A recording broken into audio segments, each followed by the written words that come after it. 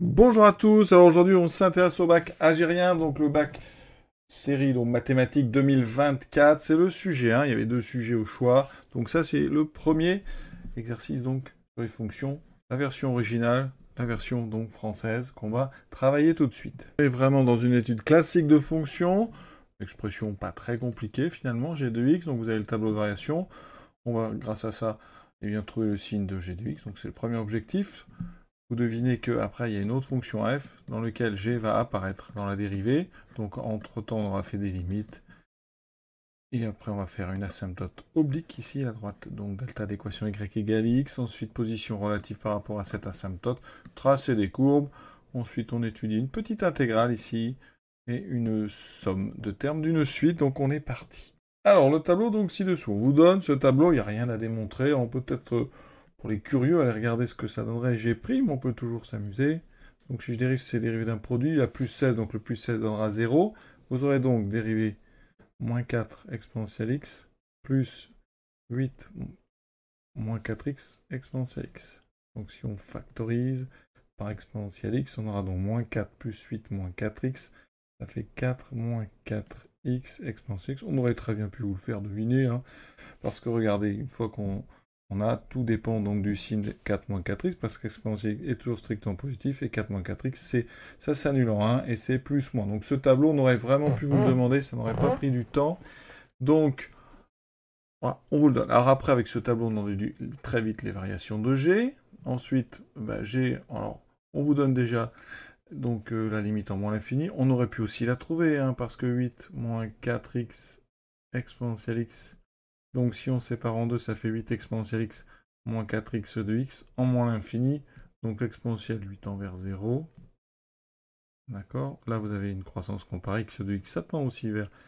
Donc 0, c'est exponentielle qui va gagner, en quelque sorte, hein. Et donc ici, vous avez juste donc ce plus 16 qui traîne. Donc c'est pour ça que la limite ici, c'est bien 16. Ensuite, en plus l'infini. Bon, en plus l'infini, exponentielle tend vers plus l'infini. Donc là, on a moins l'infini. Donc, c'était peut-être pas une bonne idée de développer. Donc ici, on regarde, le premier facteur tend vers moins l'infini, le deuxième vers plus l'infini par produit.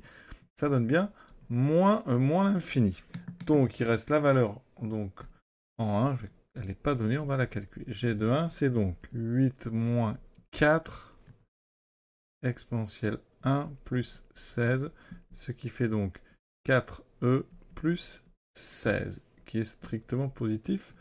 Alors c'est pas utile, mais vous pouvez vous demander pourquoi est-ce qu'on va pas demander G de 1?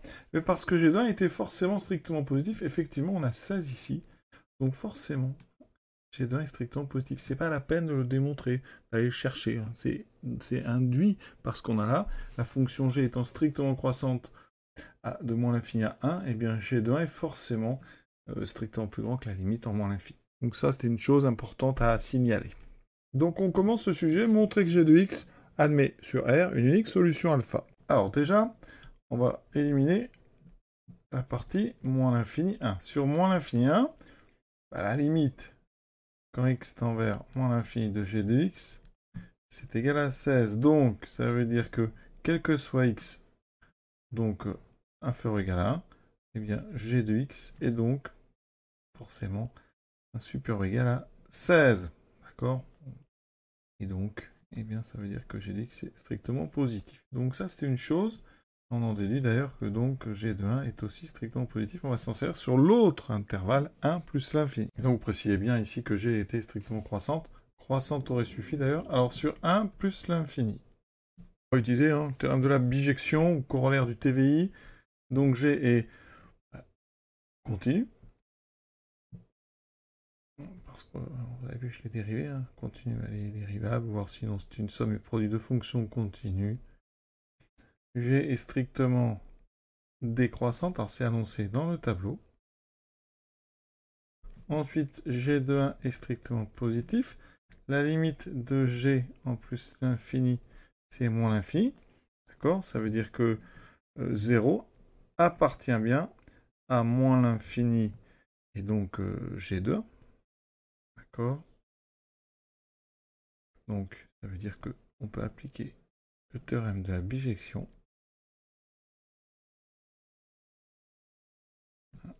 l'équation, donc g de x égale 0, admet sur 1 plus l'infini une unique solution qu'on va appeler alpha. D'accord? Et maintenant, on va montrer, ça c'est assez simple, que alpha est entre 2,37 et 2,38 strictement.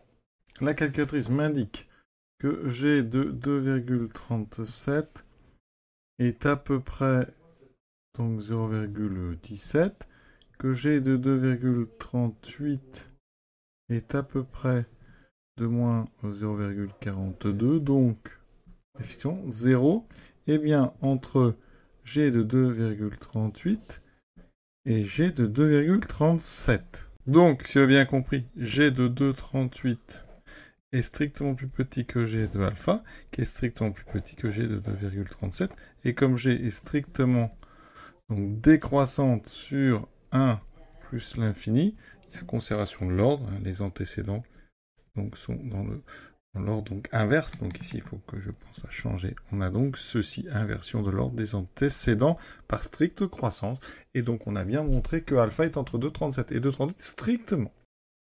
Alors pour trouver le tableau de signes, c'est bien de faire un tableau comme ça, et donc là on a les variations, et on va mettre une ligne pour le signe. Et on voit bien qu'ici on est au-dessus de 16. Là où il va se passer quelque chose, c'est ici en alpha, d'accord? Donc ici vous aurez 0. Avant alpha, on a donc ici une zone où c'est plus grand que 16, donc là c'est positif. De 1 jusqu'à alpha strictement, on est sur une zone positive. Bien sûr, je vais rédiger ça après. Ici, on est décroissant, on part de alpha, donc on sera plus moins. Ça veut dire qu'ici, on va montrer que G est négatif pour x strictement plus grand que alpha, et positif pour x strictement plus petit que alpha. Donc sur alpha plus l'infini, G de alpha égale 0, d'accord? Pour tout x strictement plus grand que alpha, eh bien, comme G est décroissante, strictement, quand on compose, G de x va devenir strictement plus petit que G de alpha. Donc, G de x sera strictement négatif. Ça justifie ce moins qui est ici. Sur 1 alpha, on a G de alpha est toujours égal à 0. Pour tout x, donc entre 1 et alpha, qu'est-ce qu'on a? G est décroissante. Strictement. Toujours sur cette zone. Ça veut dire que quand je compose par G, G de x va être strictement plus grand que G de alpha. Donc G de x est strictement positif. Donc ça justifie déjà un de plus ici. Et il y a une dernière zone. Sur moins l'infini 1, G est strictement croissante. Limite de G égale 16 en moins l'infini. Et donc, pour tout x donc plus petit que 1, G de x est donc supérieur strictement à 16. D'accord. On n'a pas besoin d'être si précis que ça, mais c'est donc supérieur ou égal à 16 si vous préférez. Et donc strictement positif. Voilà. Maintenant, on s'intéresse donc aux limites. Limite de f en moins l'infini, ça c'est très simple. On va quand même le faire proprement. Donc tout d'abord, on rappelle que la limite en moins l'infini de l'exponentielle, c'est 0.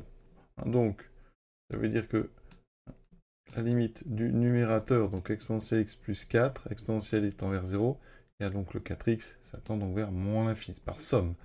La limite du dénominateur, il y a l'exponentielle qui est envers 0, vous rajoutez 4, ça tend vers 4, donc ça n'est pas une forme indéterminée, on a moins l'infini et 4, donc la limite de f en moins l'infini, c'est donc égal à moins l'infini sur 4, ça fait moins l'infini. 4 est un nombre positif. Voilà. En plus l'infini. Alors maintenant, on regarde rapidement. Vous voyez bien qu'en haut, ça tendra vers plus l'infini. En bas aussi, donc on a une forme indéterminée. Il faut donc transformer un petit peu. Alors on va factoriser en haut et en bas par le plus fort, c'est-à-dire l'exponentielle. En plus, on n'a pas besoin de prendre de précautions, puisque l'exponentielle, c'est toujours différent de 0. Donc ici, quel que soit x appartenant à R, f de x, vous pouvez factoriser directement en haut et en bas. Alors je laisse les exponentielles, mais ils vont se simplifier. Ça fait 1 plus 4 fois x sur e de x. Je mets tout de suite une forme qui va nous permettre d'utiliser les croissances comparées. Exponentielle x, 1 plus 4 sur e de x. Donc il me reste 1 plus 4 fois x sur e de x. sur 1 plus 4 sur e de x. Et là, on a terminé parce que la limite, quand x tend vers plus l'infini de x sur e de x, c'est 0. Ce qu'on appelle les fameuses croissances comparées. L'exponentielle domine en plus l'infini. Il est prépondérant.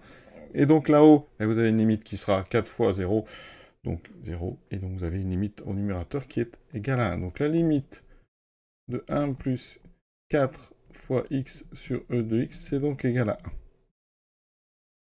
1. Ensuite, on a la limite de 4 sur e de x qui est égale à 0, parce que l'exponentielle tend vers plus l'infini. Je n'ai pas encore dit, on va quand même être complet. Voilà, on utilise ceci.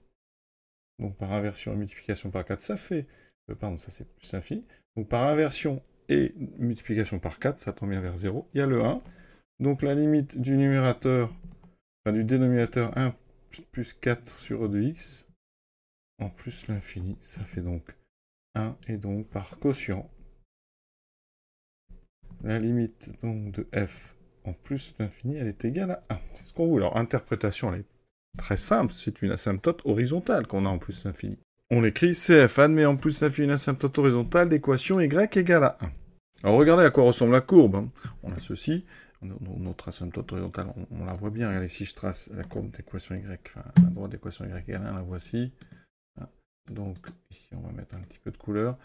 Et ça donne ceci. Donc vous voyez bien que très vite la courbe va se presque confondre avec cette asymptote.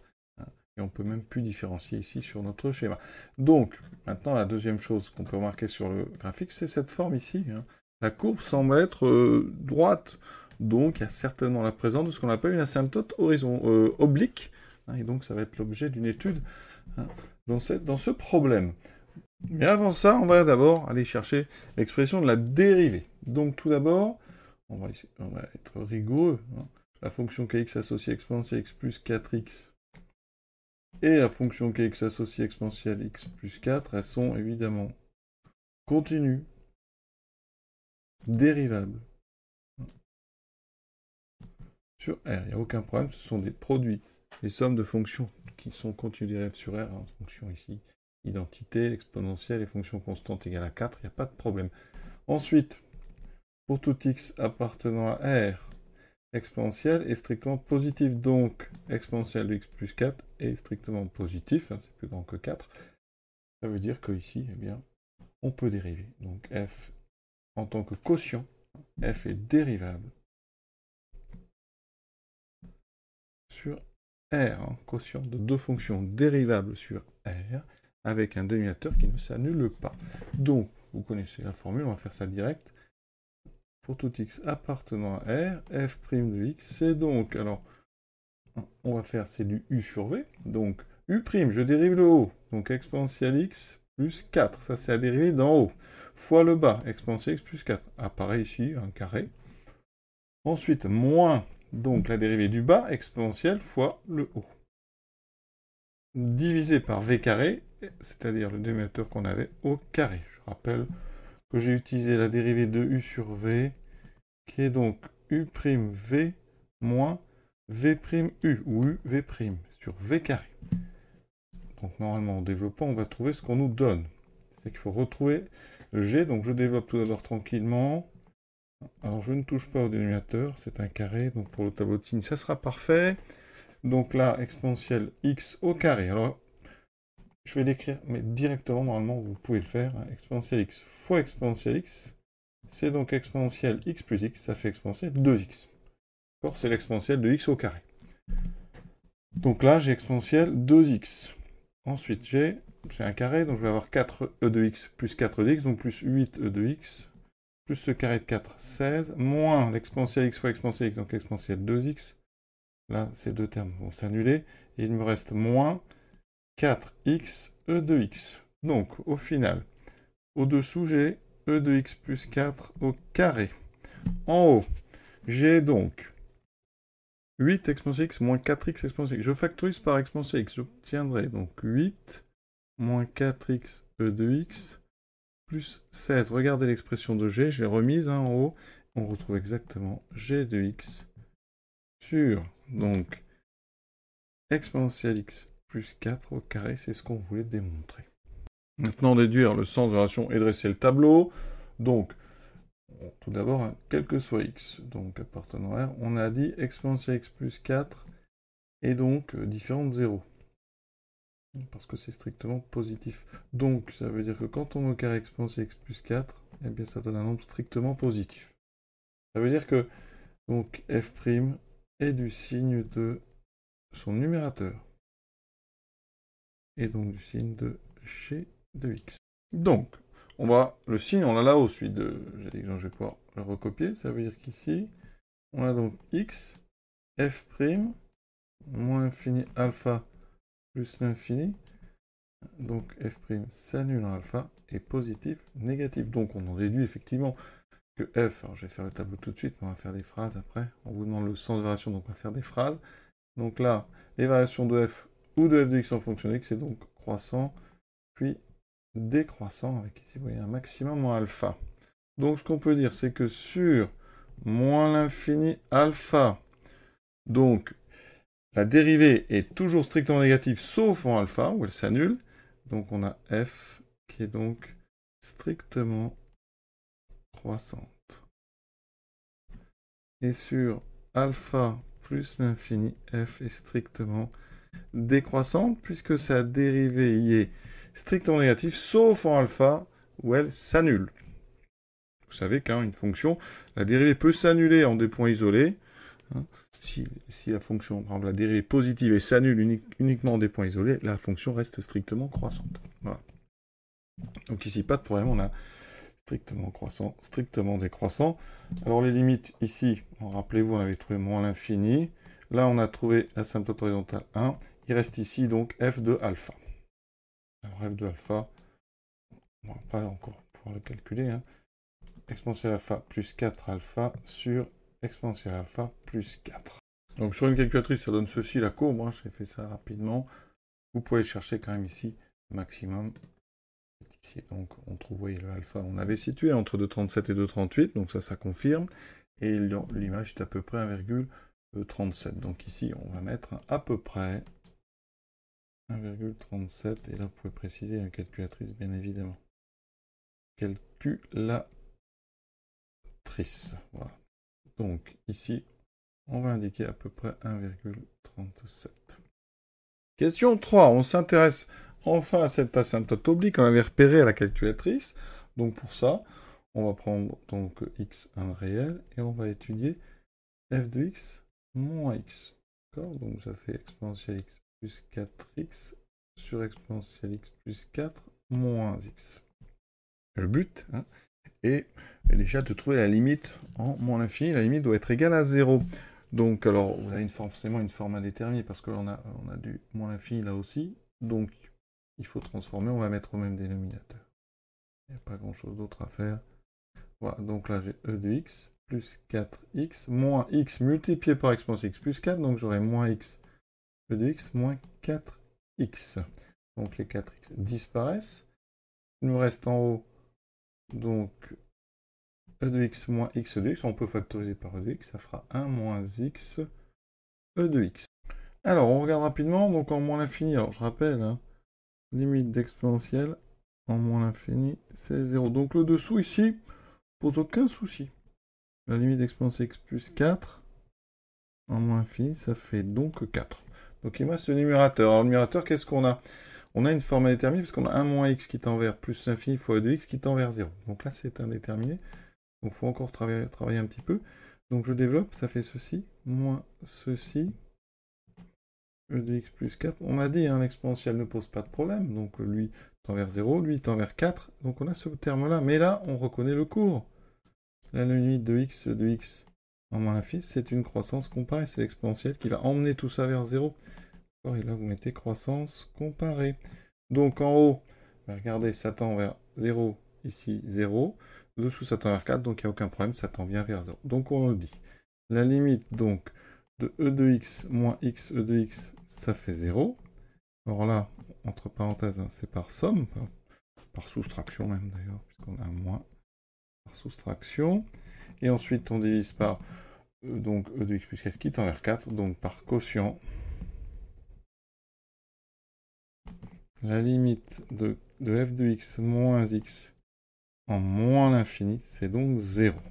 Et le fait que ça tende vers 0, ça veut dire qu'effectivement, la droite delta d'équation y égale x est donc asymptote en oblique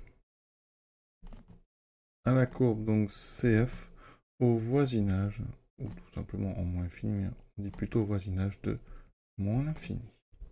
Donc ça signifie que graphiquement, la courbe va, plus on va aller vers la gauche, en bas bien sûr, plus ça va se confondre avec cette droite delta.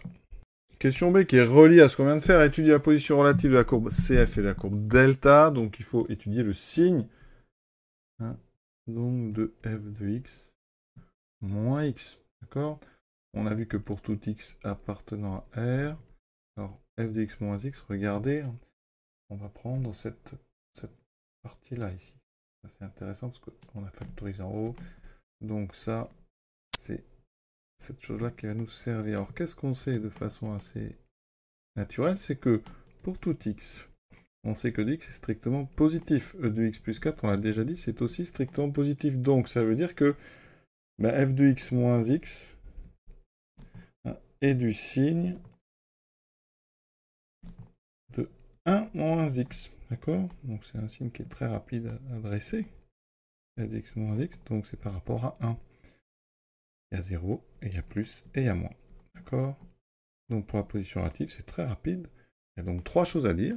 On va donc dire, sur mon infini 1, CF est strictement au-dessus, parce que la différence est positive, f de x moins x, au-dessus de delta. Sur 1 plus l'infini ouvert, en 1, CF est strictement en dessous, la différence est négative, et CF et delta se coupent au point d'abscisse 1, et forcément, comme la droite est là pour équation y égale x, c'est le point A de coordonnées 1, 1. Sur la calculatrice, ça donne ceci en rouge, donc delta, en bleu, c'est la courbe de f. Vous voyez bien qu'ici, il semble bien que la rouge, et les deux se coupent à cet endroit-là, donc le point A de coordonnées 1. Avant, la courbe est au-dessus de la droite, et après, la courbe est en dessous. C'est bien ce qu'on a trouvé. On nous demande ensuite de tracer donc CF et delta. Donc j'ai tout fait ici, donc j'ai mis delta, donc l'asymptote oblique, facile à tracer. L'équation c'est y égale x. Je vais la mettre dessus d'ailleurs. Voilà. Ensuite, on a l'asymptote horizontale, l'équation y égale 1. On va s'en servir parce que vers la droite, la courbe va se rapprocher. J'ai placé le point A d'intersection entre CF et delta, coordonnées 1, 1. Le sommet de CF, qui est donc l'abscisse alpha, et on nous dit que f de alpha vaut 1,4, donc à peu près ici. Et ensuite, j'ai placé les points pour que ce soit assez précis, à l'image de moins 2, moins 1, 0, 1, 2, 3, 4 et même 5. Ça permettra comme ça d'avoir une courbe assez précise. Et ça donne ceci. Voilà ce que vous pouvez faire, évidemment peut-être en moins précis. Et on retrouve tout vraiment. La position relative donc entre CF et delta, donc au point A, il y a intersection. Avant, vous voyez que la courbe est au-dessus. Après, elle est en dessous de l'asymptote oblique. Voilà, et on a ici cette position caractéristique de l'asymptote horizontale en moins l'infini. Et ici, l'asymptote, donc la courbe va se coller progressivement, se rapprocher progressivement de son asymptote oblique. Maintenant, on va utiliser ce graphique. Déterminer graphiquement les valeurs du réel m strictement positif pour que l'équation f de x égale ln de m d'inconnu, donc x, admette deux solutions distinctes, donc des solutions en x, bien sûr. Alors, f de x égale ln de m. Alors, tout d'abord, on va s'intéresser à f de x égale k. D'accord? Donc, soit k appartenant à R. Donc, on veut que f de x égale k. Donc, déjà, on veut deux solutions distinctes. Donc, on veut deux solutions à f de x égale k. Puis, on verra après pour le m. Donc, déjà, quand est-ce qu'on a deux solutions à f de x égale k? Mais on va tracer une horizontale et on regarde, il faut qu'il y ait deux intersections. Vous voyez que si je prends f de x, par exemple, égale moins 1, ben, je n'aurai qu'une solution. Donc, c'est pas... je peux pas prendre k égale moins 1. Donc, pour avoir deux intersections, il va falloir que j'aille assez haut. Vous voyez ici, si je coupe, il n'y a toujours qu'une seule intersection. Donc, il me faut deux intersections. Si je vais trop, il n'y a plus d'intersection. Donc, je dois me trouver donc, en dessous de l'extrémum. D'accord? On a dit que ici, on avait pris 1,4. Donc, on va considérer que c'est 1,4. Et on doit aller jusqu'à un endroit où il y a deux intersections. Et c'est à partir ici. Voilà. Si vous prenez sur l'asymptote horizontale, il n'y a qu'une intersection. Au bout, là-bas, ça ne va jamais toucher. La fonction est strictement décroissante, donc ne va pas toucher la droite d'équation y égale 1. Donc, forcément, ici, graphiquement, on voit qu'on doit être strictement entre 1 et 1,4 pour k. Donc, pour qu'il y ait deux solutions. Donc deux solutions. Eh bien, ça équivaut à donc K strictement entre 1 et 1,4. 1,4 qui est f de alpha. Donc, si on prend à la place de K, on met ln de m. Ça veut dire que f de x égale ln de m. Deux solutions. Ça équivaut donc au logarithme de m entre 1 et 1,4. Donc on va composer par exponentielle qui est strictement croissant. Donc ici, on aura E, M et E de 1,4. Donc M est strictement entre E et exponentielle de 1,4. Et on a terminé cette question. C'était une détermination graphique. D'accord. Regardez ce que ça donne sur GeoGebra. Ici, alors je vais reculer un petit peu, donc je vais tracer une horizontale, y égale ln de m, vous voyez, c'est pour 0,5. Ici, bon, il n'y a qu'une intersection ici. On peut même indiquer l'intersection sur GeoGebra, donc intersection, ça va être ici, donc intersection entre ma droite et ceci, donc vous avez une intersection, donc je ne vais pas mettre de nom, mais voilà. Vous voyez que quand ici on augmente, on n'a toujours qu'une intersection, on la voit bien, et une fois qu'on arrive là, donc sur la droite, donc, vous voyez, on a M qui vaut 2,7, donc c'est E, hein, d'accord. Et donc ici, quand on en monte, on a deux intersections. Vous en avez une ici et une ici, d'accord. On a deux intersections. Donc ça va donner ceci. Voilà. Alors à un moment, ils vont se rejoindre quand on est au sommet. C'est pour ça que pour le sommet, on n'a pas exactement de solution. On a une solution, on va dire double, mais on a donc une seule solution. Quand on est avant, on a deux solutions, d'accord. Et donc entre m égale 2,7 et à peu près, alors, hein, donc 4 et quelques, parce qu'on a arrondi, hein, c'est pas 1,4 vraiment l'image de alpha, c'est un petit peu moins. Donc c'est pour ça que là on va tourner, hein, parce que exponentielle 1,4 c'est 4,06. Donc on voit qu'ici on a déjà un petit peu dépassé. Hein, mais évidemment, comme on prend une valeur rapprochée pour f de alpha, c'est normal que ce ne soit pas exactement sur ce qu'il faut. Mais on est bien, vous voyez, entre E et donc f de alpha. Donc ceux qui veulent éviter le 1,4 ici, eh bien, vous mettez tout simplement à la place f de alpha. Cinquième question, donc démonstration d'un encadrement. Donc on est sur 1 plus l'infini. Il faut montrer que dans ce cas-là, f de x est entre e de x sur e de x plus 4 et x. Alors déjà, on a vu, hein, on sait que, eh bien, c'était position relative. Hein, sur 1 plus l'infini, on sait que f de x, on avait vu, était en dessous. Donc f de x était inférieur ou égal à x.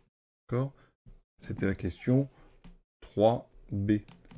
Donc, effectivement, on a bien f de x plus petit ou égal à x sur l'intervalle 1 plus infini. Maintenant, il reste l'autre côté. Donc, on va regarder f de x moins e de x sur e de x plus 4. Ça donne donc e de x plus 4x sur e de x plus 4 moins e de x sur e de x plus 4. C'est assez simple, regardez. C'est déjà au même dénominateur. Donc, les e de x vont s'annuler. Il me reste 4x. Donc sur 1 plus l'infini, 4x est strictement positif. E de x plus 4 est, on a dit, toujours positif. Donc, effectivement, f de x est bien supérieur ou égal à e de x sur e de x plus 4. C'est même strictement. Hein. Mais nous, on vous demande du égal. Donc, conclusion, effectivement, sur notre intervalle, on a bien f de x qui est coincé entre x et exponentielle de x sur exponentielle de x plus 4. Question tranquille. Question 5b, on est sur les intégrales, donc on définit une aire, l'aire du domaine, donc délimitée par la courbe, donc ici j'ai mis la courbe, ensuite les trois droites, donc l'horizontale, l'axe des abscisses, et les droites verticales, l'équation x égale 1 et y1. Et le domaine, vous voyez, je l'ai ici grisé, enfin il est plutôt en marron. Et donc ça, eh bien c'est notre aire A. Alors, en rouge et en vert, eh bien, ce sont les expressions qui encadrent f sur l'intervalle, donc 1, 2, parce que nous, on va s'intéresser au domaine sur 1, 2. Hein, vous voyez qu'en fait, effectivement... Pour info, voici ce que ça donne. Hein. Là, j'ai donc mis la courbe de f. Elle est bien coincée entre, donc ici, la droite delta, et ici, la courbe de la fonction qui a x, donc je vais l'appeler courbe c, qui a x associe donc exponentielle de x sur exponentielle de x plus 4. Vous voyez bien que là, f, on voit bien qu'elle est coincée donc entre les deux. Donc la courbe de f est encadrée, vous voyez, par les deux autres courbes. Maintenant, on introduit donc l'aire du domaine A, hein, c'est délimité par la courbe et par trois droites, hein, l'axe des abscisses.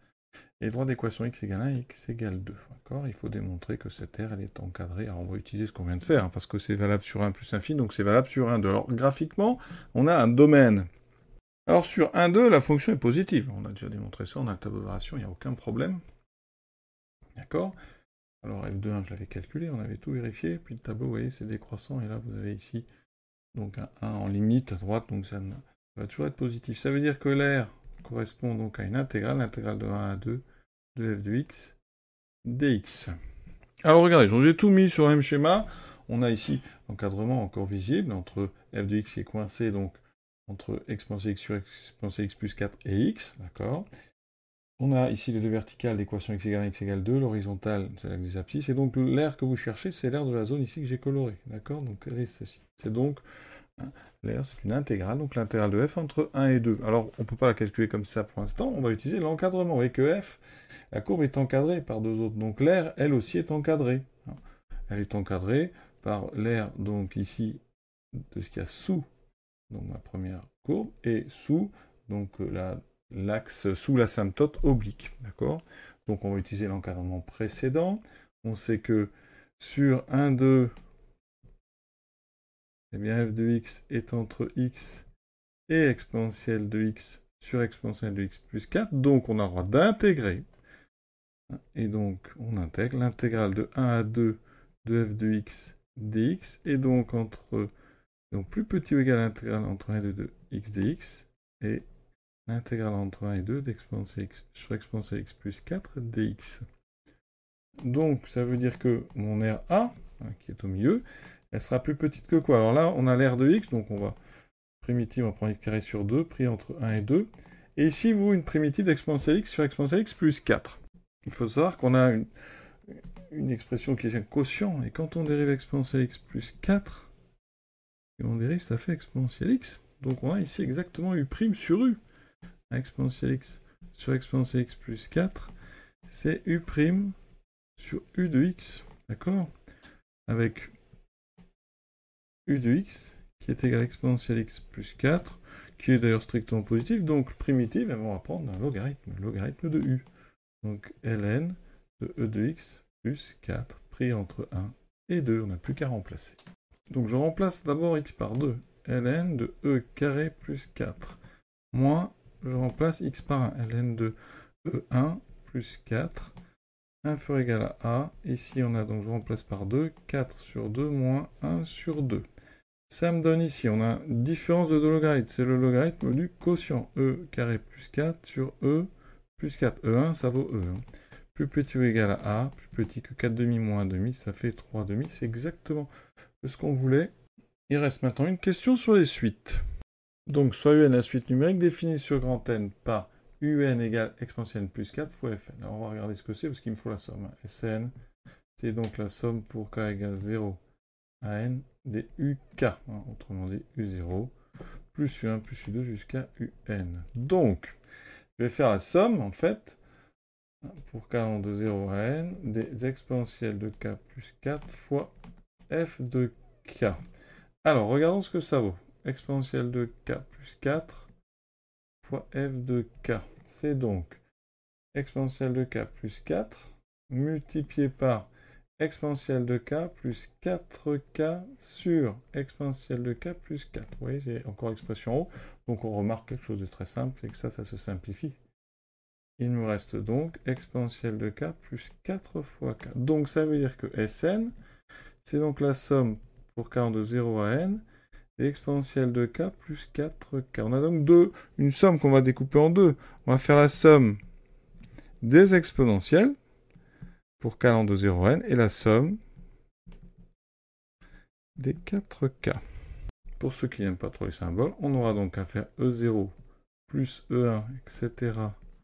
jusqu'à E puissance n, en, plus 4 fois 0, donc 0, plus 4 fois 1, plus etc. 4 fois n. Donc deux sommes différentes.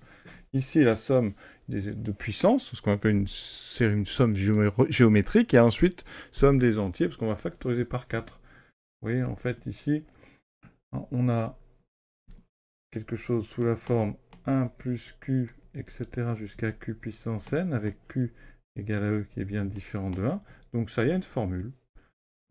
Ça vaut 1 moins q puissance n plus 1 sur 1 moins q.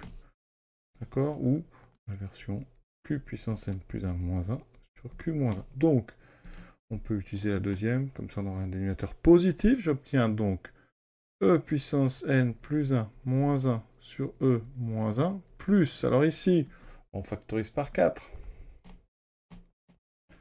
Ça fait 4 fois 0 plus 1, etc. jusqu'à n. La somme des entiers de 1 à n, ça c'est connu. C'est donc n fois n plus 1 sur 2. Donc on obtient ici plus 4 fois... Alors il y a le 4 et le 2, donc ça va simplifier. Ça fera 2 fois n fois n plus 1. On a terminé donc cette question et cet exercice en même temps. À bientôt.